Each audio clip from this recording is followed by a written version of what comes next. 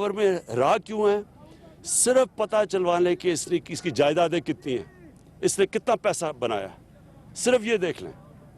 ये बता दे कि इसकी अरबों रुपए की जायदाद आई किधर से है। तो वही कोशिश है, एक इसकी दो कोशिश है, एक वापस आना पावर में किसी तरह ताकि फिर पैसा बनाए, और दूसरा ब्लैकमेल करना ताकि मैं इसे इतना खौफजदा हो जाऊं कि ये हम इसको एनआरओ दे दें। ये सारे एनआरओ का ड्रामा कर रहे हैं और पब्लिक आप हमारी पब्लिक को ये अंडर एस्टिमेट करते हैं। हमारी पब्लिक वो है जो समझदार है, वो अगर हमारी कोई करप्शन बचाएगा, जो लोगों का पैसा लूटेगा उसके खिलाफ तो निकलेंगे, लेकिन किसी की चोरी बचाने के लिए पब्लिक नहीं निकलने लगी। अब मैं आपको आता हूँ ये फॉरेन फंडिंग केस के ऊपर। मैं बड़ा शुक्रगुजार हूँ इस ऑपोजिशन का कि इन्होंने ये केस उठाने के लिए पब्लिक नहीं निकलने लगी। अब मैं आपको आता हूँ ये फॉरेन फंडिंग केस के ऊपर। मैं बड़ा शुक्रगुजार हूँ इस ऑपोजिशन का कि इन्होंने ये केस उठाया है। मैं चाहता हूँ कि अब सबके सामने आए कि तहरीक इंसाफ की फंड रेजिंग किधर से आई और ये मौलाना फजल रहमान की किधर से आई और ये दो पार्टीज़ की किधर से आई। सबका दूध का दूध पानी का पानी होना चाहिए। पता होना चाहिए कि एक पाकिस्तान में पार्टी है जो वाकई पॉलिटिकल फंड रेजिंग करती है।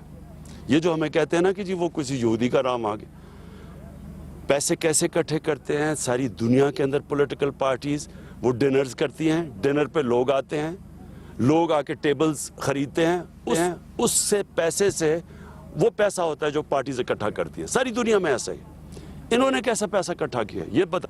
हमने सारे, हमारे पास 40,000 नाम हैं जिन लोगों ने पैसे दिए हुए हैं, और ये सारे और ओवरसीज पाकिस्तानी फॉरेन फंडिंग नहीं है, हमारे ओवरसीज पाकिस्तानियों ने पैसे दिए। इनका मुझे पता है इन्होंने कैसा पैसा इकट्ठा किया, और इंशाअल्लाह जैसी जैसी ये चीज़ें इंकशाफ सामने आएगा सारी कौम को पता चलेगा कि किसने इस मुल्क में सही तरह पैसा इकट्ठा किया। अच्छा सर, रिजवान गिलज़ई एक्सप्रेस न्यूज़ से हूँ। 2.5 साल आपकी गवर्नमेंट में हो गए। हमने देखा जो नेशनल इश्यूज़ आपने प्रायोरिटाइज़ किए और ख़ुद उनको आपने एक्सपीडाइट किया, उनके तो रिजल्ट्स आए, लेकिन आवाम का डायरेक्ट ताल्लुक आपकी सूबाई हुकूमतों से है। एक तासुर ये है कि हर चीज़ के लिए आपकी तरफ देखा जाता है। जो सर्विस डिलीवरी के मामलात थे उसमें आपकी सूबाई हुकूमतें ज़्यादा बेहतर परफॉर्म नहीं कर सकती थी। अब 2.5 साल गुजर चुके हैं, वहाँ पे तो चले आपके बहुत सारे इश्यूज सिस्टम से रिलेटेड थे, लेकिन सूबाई हुकूमतों में आपके पास बेहतर अच्छा इख्तियार भी था। तो सर, सूबाई हुकूमतों के हवाले से ये बताएं कि वो आपकी तरफ ही क्यों देखती है, खुद से भी कोई इनिशिएटिव्स क्यों नहीं लेते? देखिए, दो चीज़ें समझ आए। एक तो जिस तरह का पाकिस्तान को चैलेंज मिला था जब हम आए हैं, जो पाकिस्तान के सामने जो मसले मसाइल थे, वो पाकिस्तान की तारीख में किसी हुकूमत को नहीं मिला। सबसे बड़ा चैलेंज क्या था कि जो हमारा करंट अकाउंट है, यानी कि जो बैरूनी खसारा है, वो पाकिस्तान की तारीख में सबसे ज़्यादा था, 20 अरब डॉलर। उसके अलावा जो हमारे पर कर्जे चढ़े हुए थे वो पाकिस्तान की तारीख में सबसे ज़्यादा था, और उसका मसला क्या था कि हमें कर्ज़ों की किस्तें देनी पड़ रही थी, इनके लिए हुए कर्ज हैं। सो बोझ दो पड़े हुए थे। एक कि हमारा जो बैरूनी खसारा इतना बड़ा था कि उसकी वजह से हमारे रुपए पे प्रेशर पड़ा, क्योंकि जब जिस मुल्क के अंदर 60 अरब डॉलर की आप इंपोर्ट करें और 20 अरब डॉलर की एक्सपोर्ट करें तो मुल्क तो क्राइसिस में आ गया। सबसे ज़्यादा प्रेशर, क्योंकि डॉलर की कीमत बढ़ जाती है, रुपया गिर जाता है। जब रुपया गिरता है तो मुल्क में हर चीज़ महंगी हो जाती है। खाने पीने की चीज़ें, दालें महंगी, घी बाहर से इंपोर्ट किया वो महंगा, तेल महंगा होता है तो बिजली महंगी, ट्रांसपोर्ट महंगा, सब चीज़ महंगी होती है। तो ये हमें तोहफा मिला था, नंबर 1। और नंबर 2 ये कि हमारा जो हमारी आमदनी है वो बहुत कम थी, खर्चे बहुत ज़्यादा थे। सो इसके लिए हमें करना पड़े, खर्चे कम करने पड़े। जब खर्चे कम करते हैं आप तो लोगों को तकलीफ़ होती है। मसलन अब कोरोना के अंदर जब डिमांड गिर गई तो सारी दुनिया के अंदर गरीब पिस गया। अमीर, अमेरिका जैसे मुल्कों में लोग लाइनों में खड़े होकर खाने ले रहे हैं। सारी दुनिया में दुकानें बंद हो गई, कारोबार बंद हो गया और गरीब मारा गया। तो जब हमने खर्चे कम करने थे और आमदनी बढ़ानी थी, जब खर्चे कम किए तो लोग तकलीफ में आ गए। अब दूसरा हमारा इशू है, इस्लाहत करनी थी मुल्क में। ये याद रखें कि पार्लियामेंट्री डेमोक्रेसी के अंदर اگر آپ کے پاس بھاری اکثریت نہ ہو، ساری دنیا کے اندر آپ دیکھ لیں کہ تقریباً ناممکن ہے اصلاحات کرنا، کیونکہ وہ جا کے پھنس جاتی ہے سینٹ میں، بل آپ کے پاس نہیں ہوتے، آپ کی کولیشنز ہوتی ہیں، آپ ان کو بھی خوش کرنا پڑتا ہے۔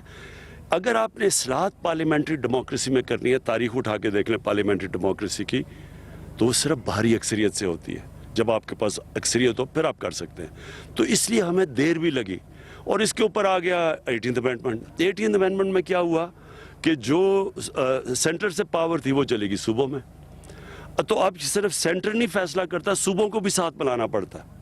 تو اس لیے یہ تھوڑا ہمیں دیر لگی، لیکن اللہ کا کرم آج یہ ہے کہ آج دنیا کو دیکھ لیں کرونا کے بعد اور ہمیں دیکھ لیں، ہماری سب سے تیزی سے آج ٹیکسٹائل انڈسٹری، ہماری جو 60% ایکسپورٹس ہیں ٹیکسٹائل، وہ ریکارڈ پہ چلی گئی ہے۔ ہماری ایکسپورٹس کتنی دیر کے بعد کہاں سے چلی گئی؟ ہمارا جو کرنٹ اکاؤنٹ ڈیفیسٹ ہے وہ 17 سال کے بعد سب سے بہتر ہے، پازیٹیو میں چلا گیا 5 مہینے مسلسل۔ یہ ساری جو پازیٹیو چیزیں ہو رہی ہیں، جو اب ٹیکسٹائل، آپ نے اگر فیصل آباد میں گیا ہوا، لوگوں کو اب ملتے نہیں ہیں، ورکر نہیں ملتے ٹیکسٹائل میں، سیالکوٹ میں ملتے، گجرانوالہ میں، لومیں ساری کام کر رہی ہیں۔ تو کچھ تو ہو رہا ہے نا، سٹیل لارج سکیل مینوفیکچرنگ پہلی دفعہ اوپر جا رہی ہے۔ تو اللہ کا کرم ہے کہ اس کے باوجود یہ چیلنجز تھے، مشکل وقت ملا، کرونا ملا، اس کے باوجود ہندوستان سے مقابلہ کریں، آج پاکستان کا ہم کدھر ہیں اور ہندوستان کے حالات دیکھیں۔ ہم شاکر عباسی، میں نیو ٹی وی سے ہوں۔ آپ نے پارٹی ہرننگ کیس کے حوالے سے گفتگو کی، لیکن ایک تاثر عام یہ ہے کہ وہی ایک کیس ہے جو آپ کی حکومت پہ ابھی بھی ایک تلوار لٹک رہی ہے۔ تو اگر اپوزیشن اس کیس کے فیصلے کے لیے سپریم کورٹ کا رخ کرتی ہے اور وہاں سے کہتی ہے کہ جلدی فیصلہ لے لیں، کیونکہ 7 سال 6 سال ایک بڑا ٹائم ہوتا ہے کسی فیصلے کے لیے، تو کیا کوئی حکمت عملی ایسی ہے سپریم کورٹ میں بھی اس کیس کو ڈیفینڈ کرنے کی؟ میں کہتا ہوں اس کیس کی اوپن ہیئرنگ ہونی چاہیے، میں چیلنج کرتا ہوں، یہ ہیئرنگ ہونی چاہیے کیمرہ کے اوپر، یعنی لائیو جانی چاہیے قوم کو کہ یہ سارے بیٹھے ہوں، فضل الرحمان بیٹھا ہو، کیونکہ اس کی جو پارٹی تو فضل الرحمان ہے نا، اور اس کے بھائی، اس کے ساتھ بیٹھا ہو ہمارے پیپلز پارٹی، PMLN اور تحریک انصاف۔ میں آج لوگوں کے سامنے چیلنج کرتا ہوں کہ ایک پارٹی کی ساری قوم کو پتہ چلے گا، پہلی دفعہ پاکستان کی تاریخ میں ایک پولیٹیکل فنڈ ریزنگ اگر کسی پارٹی نے کی، وہ ہم نے کیا، اور ہمارے اکاؤنٹس میں یہ بھی فورن فنڈنگ، کیا اوورسیز پاکستانی سے پیسہ لینا فورن فنڈنگ ہے؟ اس کا مطلب ملک چل رہا ہے، آج ان کی ریمیٹنسز نہ ہو، ملک آج ہمارا بیٹھ جائے، تو میں تو سارے شوکت خانہ میں ان سے پیسے اکٹھے کرتا تھا۔ تو یہ کون سی فورن فنڈنگ ہے؟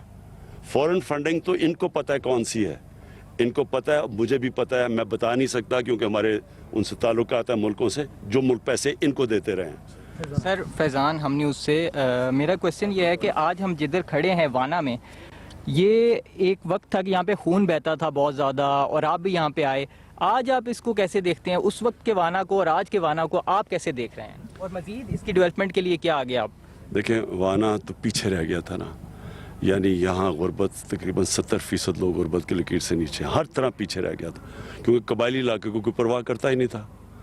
تو قبائلی علاقہ جس طرح بلوچستان کی پرواہ نہیں کرتا تھا، یہ سب پیچھے رہ گئے ہمارے علاقے۔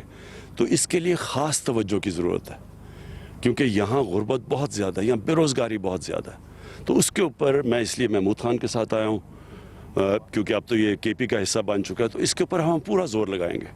اور پھر اوپر سے وار آن ٹیرر آ گئی، اس میں اور زیادہ تباہی مچی، تو انشاءاللہ ہم ان کے لیے اسپیشل پیکیجز بھی دیں گے، اس کی پوری اس کی اوپر لانے کی کوشش کریں گے۔